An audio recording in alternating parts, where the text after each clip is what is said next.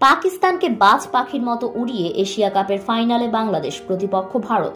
এদিকে ভারত বাংলাদেশের final match হওয়ায় ভারতকে খোঁচা মেরে বাংলাদেশকে প্রশংসায় ভাসিয়ে লাইভে এসে একই বললেন সাবেক ক্রিকেটার শোয়েব আখতার। টানা দ্বিতীয়বার অনূর্ধ্ব-19 বিশ্বকাপের ফাইনালে উঠেছে বাংলাদেশ। ইকবাল হোসেন ইমন ও মারুফ মৃধাদের দুর্দান্ত বোলিংয়ে পাকিস্তানকে মাত্র 116 রানেই গুটিয়ে দেয় যুব টাইগাররা।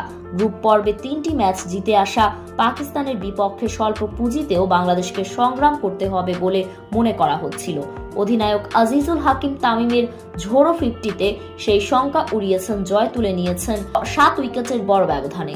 এদিকে টানা দ্বিতীয়বার ফাইনালে ওঠায় লাইভে এসে বাংলাদেশকে প্রশংসায় ভাসিয়ে ভারতকে নিয়ে শোয়েব আখতার বললেন, বাংলাদেশের সিনিয়র দল যা করতে পারেনি তা বাংলাদেশের জুনিয়ররা করে দেখাচ্ছে।